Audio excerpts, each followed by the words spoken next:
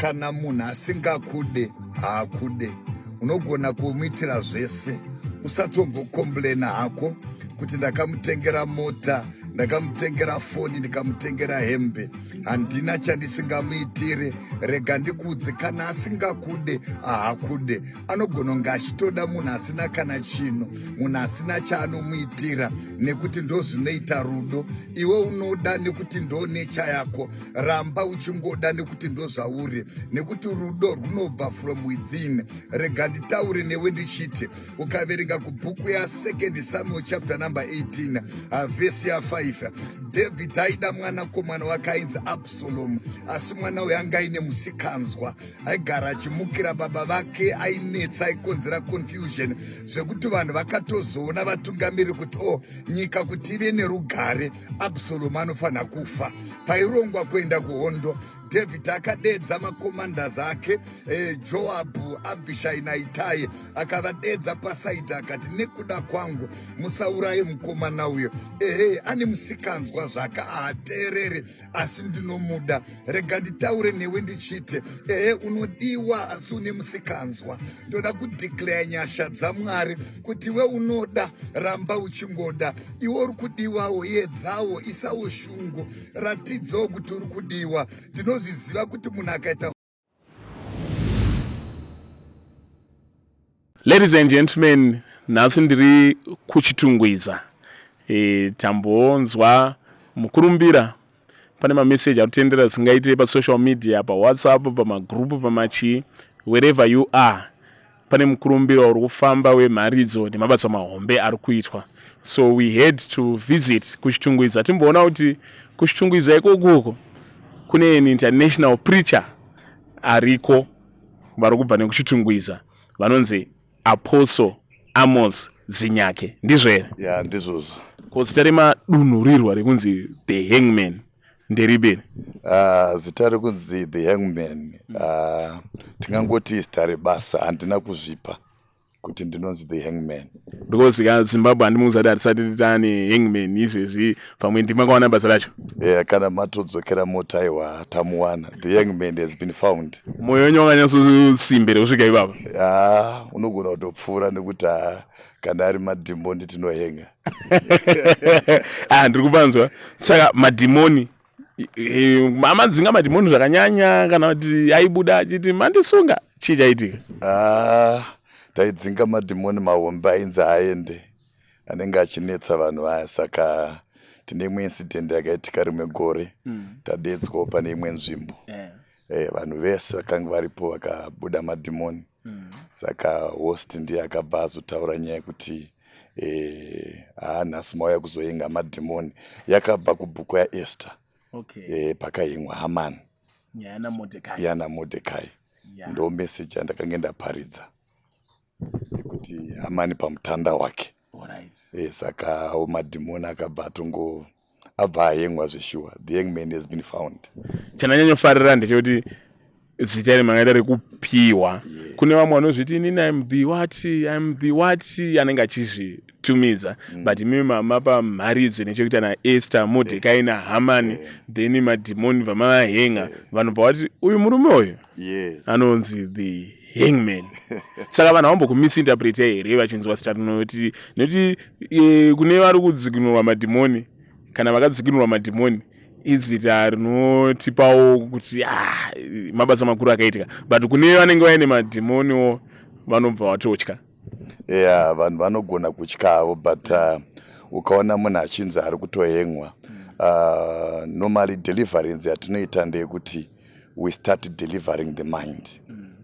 You see, normally togona kuona kuti kuna vanhu vanenge vachiitwa deliverance, orutsa kana toita manifestations anoita, but after 3 months anorutsa futi.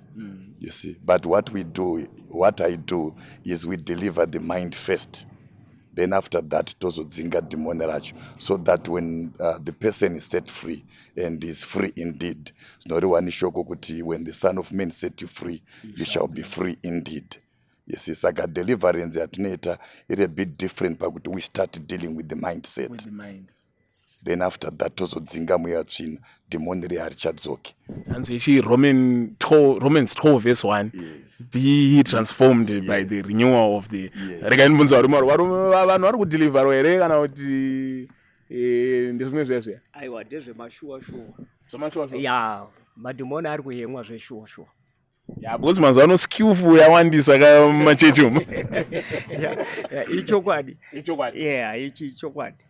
But chandatanga kuti nyatsofarira ndechekuti mati tinotanga kutodhila nemindset yemunhu. Yeah, because we need to understand kuti indoticha warfare again. So nyaya kuti in warfare haugoni kurwa nemuvengi usingazivi ukamukunda. So what we do is tinoti spiritual mapping, background mapping, so that we discover kuti no, ini dambudziko rangu ndeiri. Mapping ndo yataitire kunana geography kuti tunoisa kapina apo toisa makapina totinyatsotarisa kuti zviri kubva nepapi. No, yeah, isiyo kaverenga is it 2 Samuel, it must be 21 panonzi kwakaitika nzara mazuva aDavid and it for 3 years. The first year maybe akangoti nzara zvayo. The second year akangoti pamwewo kwaitawo El Nino induced the drought. But shoko raMwari anoti the third year akanobvunza Mwari kuti why kwaitika drought. And ndomba audzwa naMwari kuti no, drought rakonzerwa naSaul akauraya maGibeonites. But ukaverenga muhistory yeshoko raMwari you realize kuti hapana patinoburitsirwa pakaurayiwa maGibeonites naSaul. Zvinozongobuda ipapa. That means you can be affected nezvinhu zvausingazive muupenyu hwako. You understand? Saka patinenge tichita transformation yemind, tichikansela munhu anenge auya nedambudziko, we can have a pattern kuona kuti no, chiri kuaffecta munhu chakamira chakadai. Let me give an example yekuti tikada kubvisa muti tikautema unogona kumera futi, but tikadzura nemidzi we are dealing with the problem. Saka you realize kuti we are having a scenario yekuti vanhu vanoramba vachingomanifesta same people, maproblems haasi kupera muvanhu because we are not dealing with the root. Saka toda kutsvaga kuti no, to inquire. David inquired of the Lord. There's a prayer of inquiry yatinoita yekuinquire kuti no, why is the person going through these challenges, then we do deliverance, we hang the demon anyway. Chatomboyo kana ndinewo zvoda kudeliverwa pandiri ndiwe ndimboponeswa. Anyway, mamessage enyu afamba zvekudaro. Vamwe vanhu vari kuti mamessagewo vanenge vasangana nayo page rana Dorcas Moyo, page rana ndiani mumwe. Yeah, vakawanda ma-celebrity. Ndakakuteera ibos ndakakuona papeji raningi. Ndakakuteera ndakakuona papeji raningi. So ma-celebrity aya munotaura nawo here? No, handitaure nawo.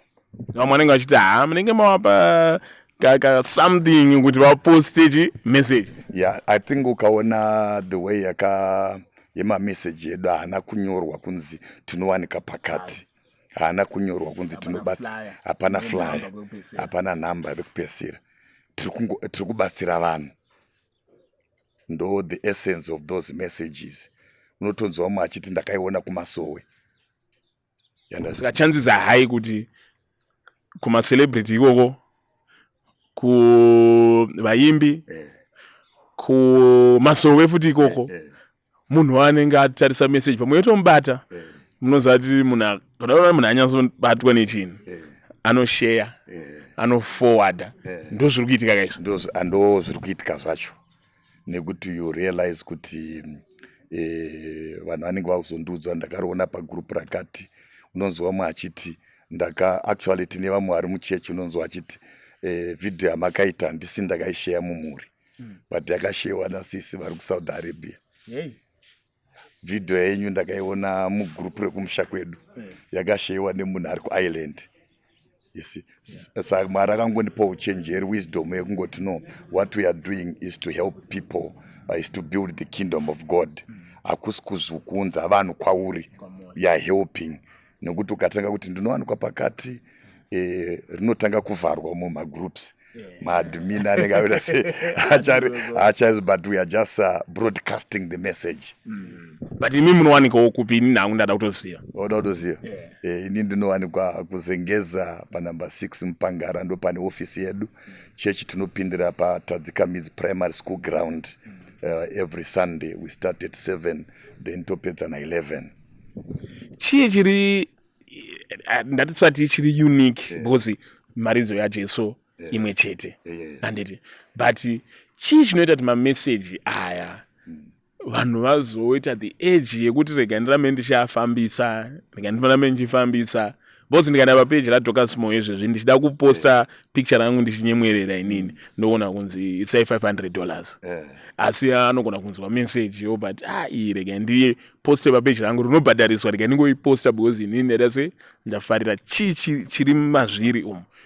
I think kuadressa real issues evanhu zvimwe zvinhu zvanga zvichinzi maybe hazvitaurwe, zvimwe zvakavanzika, like patechita deliverance paya.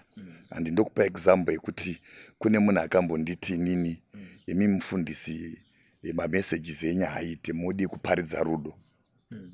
Anditi understand, aiti munodi kuparidza rudo. Saka ndakamupindura ndikati isu takakura tichiudzwa kuti akuru manzeve ndewako.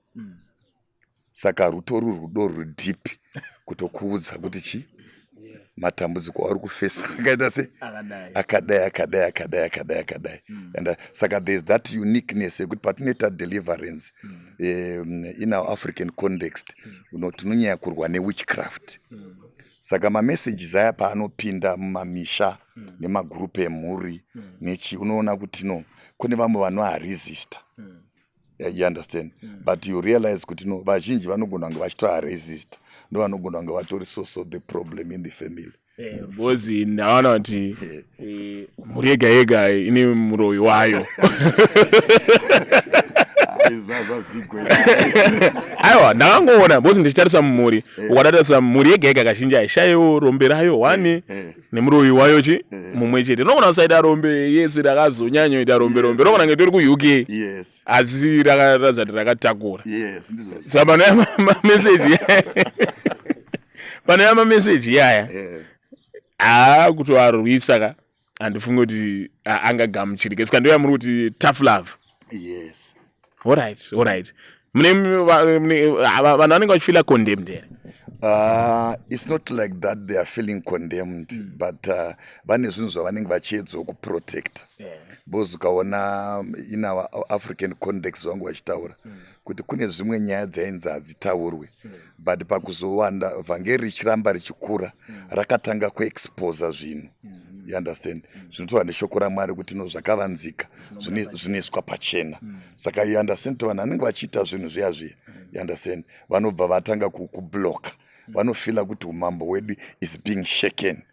You understand? Because like every day we do nema matters ekuti unonzwa munhu achiti recently I dealt with a matter ekuti munhu akati ndakuenda kumusha kunoita mukazi wengozi. You see, baba wangu ane muti wekuti vakaupurura mashizha, chero ndawana basa nhasi, mangwana ndonzi audzoke, basa rinotopera.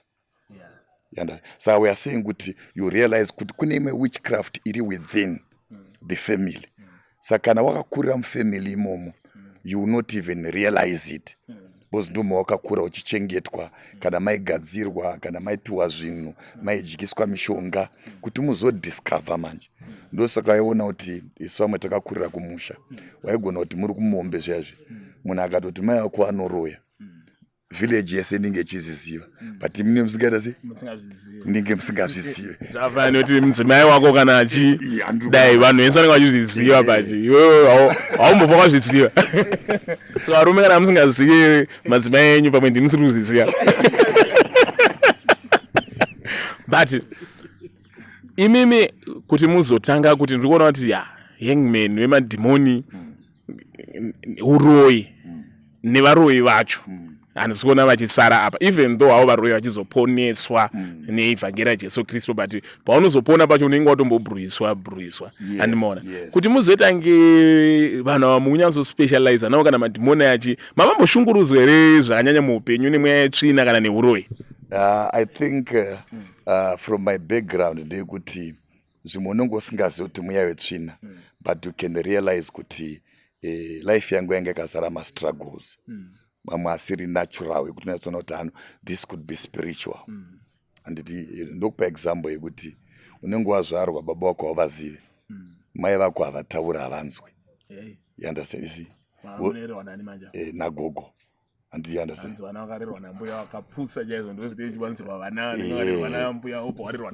obwarirwa nambuya and ambuya vane especially ukazoita mwana wemusikana mwana musikana aiwa unenge uri favorite and then pandakasvika grade 7 ndakatombotanga kushanda nchifudza mombe because pasina base certificate pasina chii kuma 90s ikoko then from there ndobva ndazotorwawo nemaangles angu kuenda kumondoro. This was kunjanja.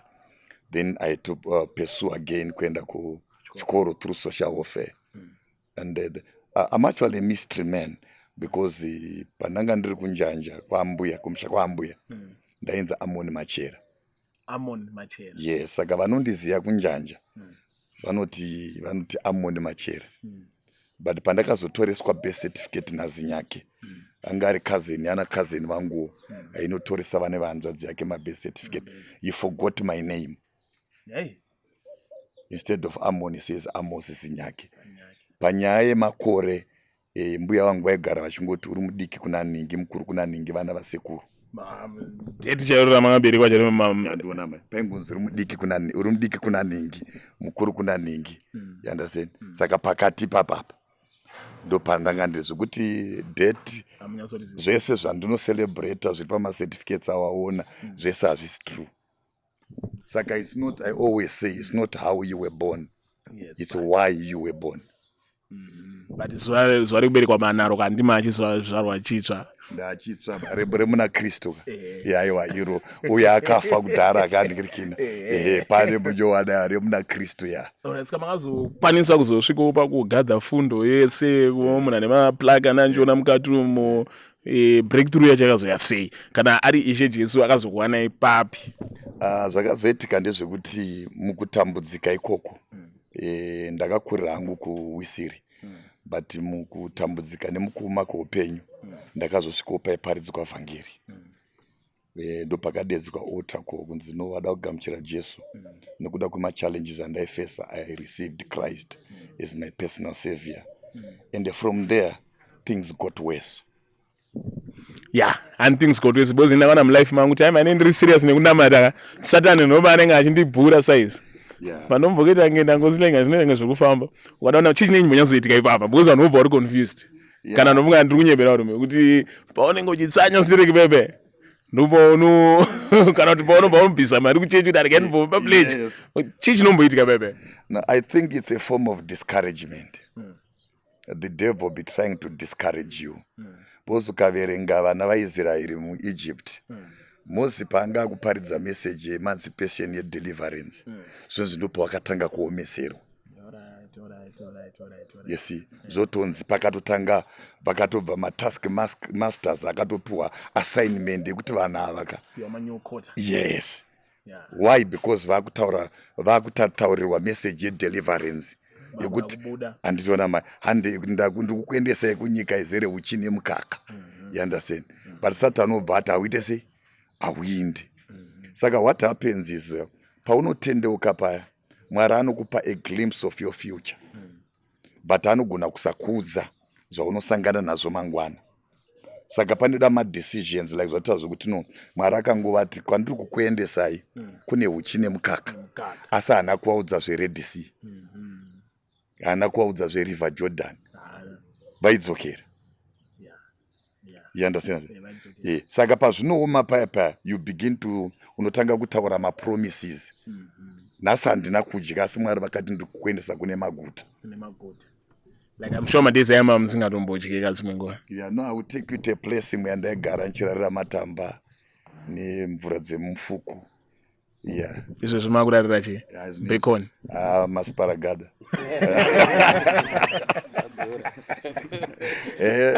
Ati Shabani yakadzora mwando.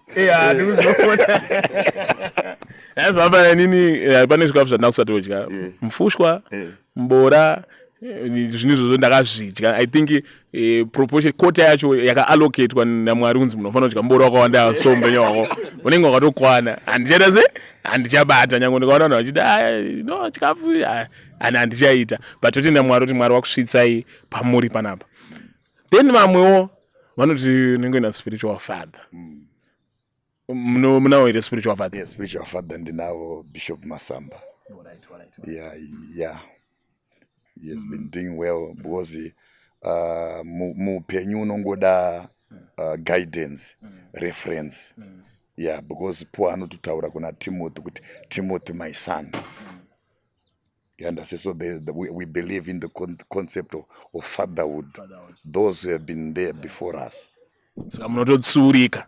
Kunototaurirwa kuti recently vakanga vachitondudza kuti no Amos handisi kufara nezvawakaita apa. Muchitobvuma kutsurika. Ndizvozvo. Munotsurikawo here masanza? Tinotsurika kwazvo. Bosi kana munhu wamwana vachitsurikawo vanhu vandaze vanobva vaterawo gwara. Bosi vanhu vazhinji they despise spiritual fatherhood.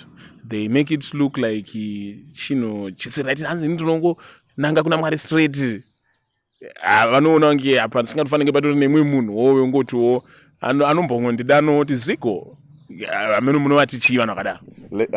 I think kumwe chinonetsa ndechekuti you can't judge madanidzirwo akaitwa munhu. Iwe nokufanira kungomhanya munda wako. But let me give an example kuti area inogona kunge iripo. It must be X9 yekuti Paul achienda kuDamascus kunosunga matende. Anditi akasangana naKristu akapenyerwa paya. Anditi ane mubvunzo akabvunza kuti what do you want me to do Lord? Akabvanzi enda muguta uchanoudzwa zvekuita. Aeneas.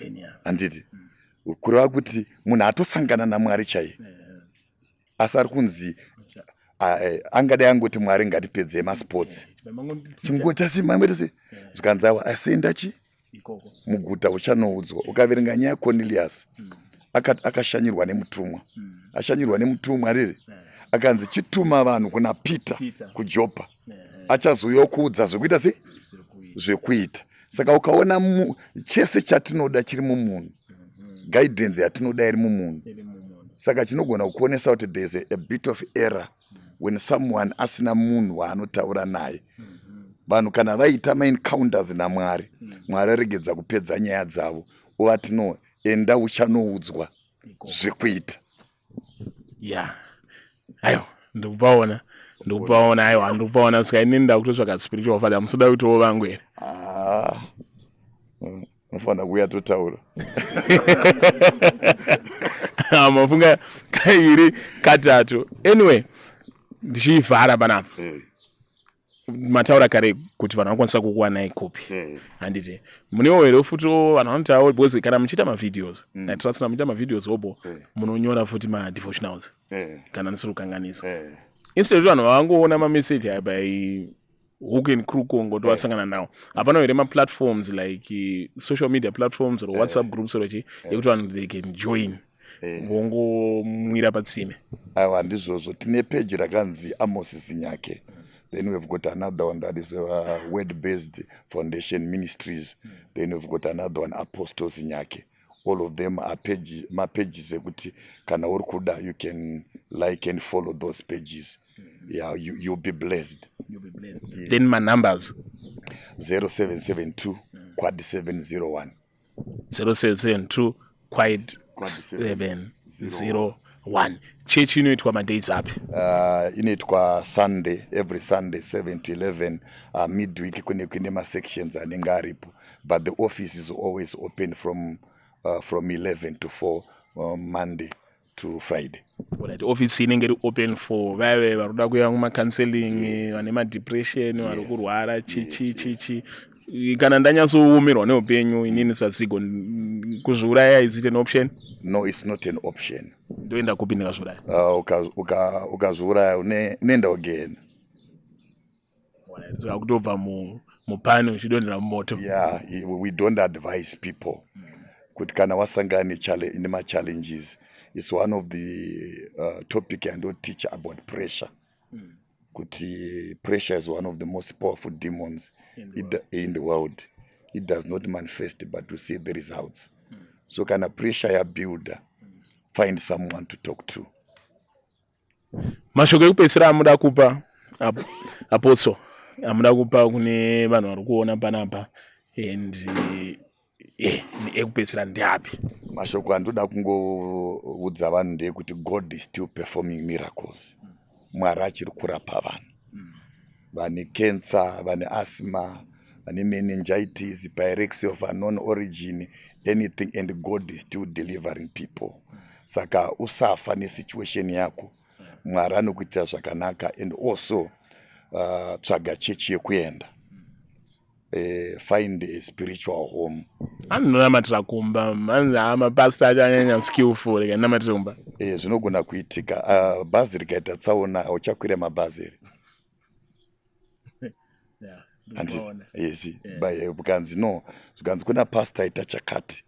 Azviro kuti mapastors esaita izvozvo. And also vatende vanofana kuziva kuti mapastor vanotorwiswawo. You understand? Yes. Saka kana munhu atonzi aita zvaaita, we should pray for restoration. Because we are not yet perfected. If you are perfected, there's no need for you to be here. Munoshoro ere mama pastor? And sorry, I pray for them. The reason why I pray for them, ndogona kunamatira pastor ari kunjanja nekuti kuna hama dzangu. Hama dzangu dzinogona kusavwa through that pastor. Because I am also an intercessor. Kunjanja ikoko kaita rufu pastor ari ikoko pamwe muchatadza kutonoparidza ikoko. Saka we have that mind yekuvaka body of Christ. You see, anditouya kuchitungwiza. Ndina hama dziri kuHarare. Ndonamatira mapastors ari kuHarare. Maybe mama wangu wanowana healing through that pastor. Handisiri ndega ndakandofana kuporesa vanhu. Saka we pray for every pastor. Akadaidzwa naMwari. Vamwe we may not even know kuti vakadaidzwa here. Asi akamira achiti akadaidzwa. We are not there to judge. Na Paulo ndofara out whether in pretense or yes. Vhangeri yazongoparidzwa chete. Yazongoparidzwa chete. Ladies and gentlemen, mavanzwa Apostle Amos Nyake, also known as the Hangman. Mabasa wano henga ndofunga maidasi mawaona. So you will see him regularly on this platform. Tela tibatsiri kushare mama videos awo ari kutotenderera iyaya vanhu muchiponeswa, vanhu muchibatsirwa nyasha dzikawanzwa kwandiri mwepe uriponeso chandi fufuta ndakananga kuchechi kwenya maita basa. Thank you. God bless you. Maziso akajenga misodzi nehasha. Wakatozvimba matama kufuta kunge chiwisa muroyi. Kutadza kunzwisisa kuti zvinhu zviri kunetsa. Gore rakapera zvazviri nani. Mwaka uno takatosungirirawo kamari pasaiti. Tatotarisana neChristmas tichitoti zvakarongeka. Asi gore rino zvaramba. Asi tinacho kachikonzero chekutenda Mwari. Hatisi kuramba kuti nyika iri kurwadza. Hatisi kuramba kuti zvinhu zviri kunetsa. Asi ngatingotendaiwo Mwari kuti manheru tawana chekudya. Ngatingotendaiwo Mwari kuti tabhadhara rent. Vana vaenda kuchikoro. Takatomirira kuti vadzoke. Tinosara tisina hedu chino. Tobva tatanga zvekare. Ndo zviri kuitika muupenyu. Ndo zviri kuitika munyika yekwedu. Zvinhu zviri kurwadza. Haikona kuenzanisa ngoni dzatarubva. Zvichanaka. Ngatitangai kutosevha iko zvino. Nekuti January vana vari kuenda kuchikoro. Hatidi zvinhu zvinozotinetsa mangwana. Ndoda kudeclare nyasha dzaMwari kuti ngova umwe munhu anoappreciate kuti hongu zvinhu zviri kunetsa, asi ngoappreciatewo kuti zvinhu izvi Mwari vari kuzvigona. Kunyangwe nyika ikarema, nyika ikashata, Mwari anoramba akangonaka nguva dzose. Hakuna mapisari 30 verse 5 anotaura achiti kuchema kungavapo manheru, mirira mangwanani. Ndodeclare nyasha dzemangwanani kukwasviba zvirevo kuti hakuchazocheni kana usina mara